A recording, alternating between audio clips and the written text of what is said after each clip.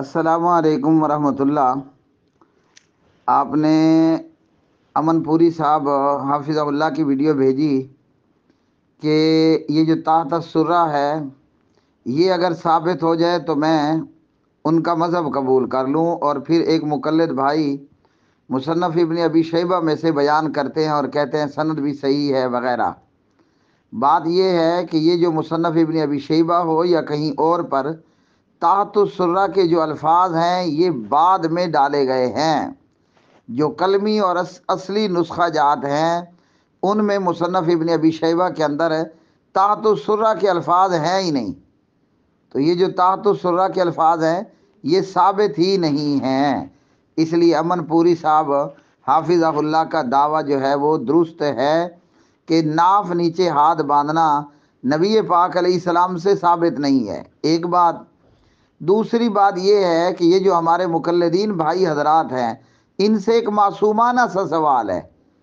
آپ کے نزدیک مصنف ابن ابی شیبہ کی روایت کے بقول نماز میں ناف نیچے ہاتھ باندھنا سنت ہے، اور ساری دنیا کے اہل حدیثوں سے کہتے ہو کہ ناف نیچے ہاتھ باندھ لو، تو میرا اپنے مقلدین بھائی حضرات سے ایک دندبندانہ ان سے ایک اپیل ہے، ایک درخواست ہے۔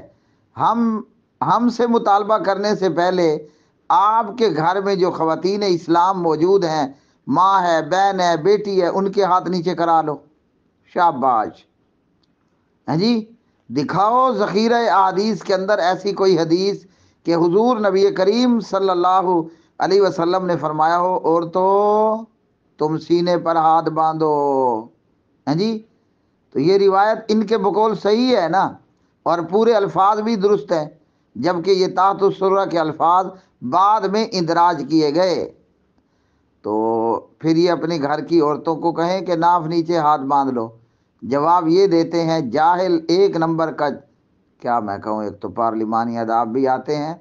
جاہل مقلد کہتا ہے کہ جی عورت کا اوپر کو ستر ہے، تو بندہ پوچھے نیچے کو ستر نہیں ہے؟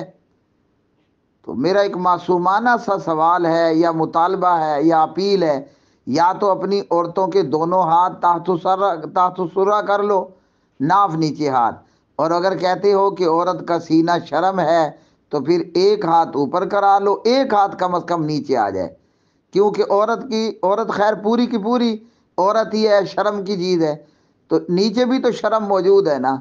تو گھر کی عورتوں کو یہ کہیں ایک ہاتھ اوپر ایک ہاتھ نیچے، اوپر والا شرم بھی کور کرو، نیچے والا بھی شرم کور کرو۔ تو لو جی، میں بھی مقلد بننے کے لیے تیار ہوں اگر یہ دیوبندی بریلوی حضرات اپنی عورتوں کے دونوں ہاتھ نیچے لے آئیں۔ چلے میں پھر بھی ان کو گنجائش دیتا ہوں، ایک ہاتھ اوپر اور ایک ہاتھ نیچے لے آئیں، تو ہمیں پتہ چلے کہ مقلدین حضرات یہ مصنف ابن ابی شیبہ کی روایت پر عمل تو کر رہے ہیں۔ اللہ کے بندو، بے وقوف ہو، بے وقوف ہو، پہلے خود تو عمل کرو نا۔ یہ اگر فرمان رسول ہے اور حضور کا عمل ہے تو پھر اپنے گھر میں تو اس پر عمل کرو، پھر ہم سے کہنا۔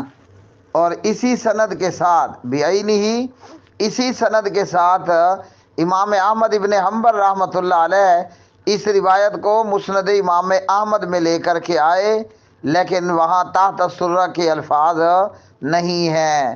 رواہ احمد فی مسندہ بعین سند ابن ابی شیبہ ولیست فیہ هذه الزیادۃ۔ حدثنا وکیع حدثنا موسیٰ بن عمیر العنبری عن علقمۃ بن وائل الحضرمی عن ابیہ قال رأیت رسول اللہ صلی اللہ علیہ وسلم واضعا یمینہ علی شمالہ فی الصلاۃ۔ بس یہ روایت یہاں پر اختتام پذیر ہوئی۔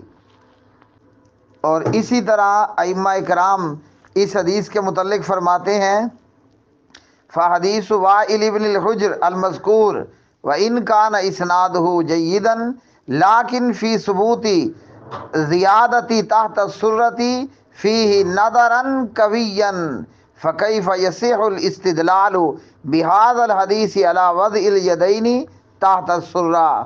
اس میں تو جی یہ جو الفاظ ہیں، الفاظ کا اضافہ ہے تحت السرہ ناف نیچے، اس پر تو شدید جرح ہے، نظراً قویاً شدید جرح ہے، تو یہ الفاظ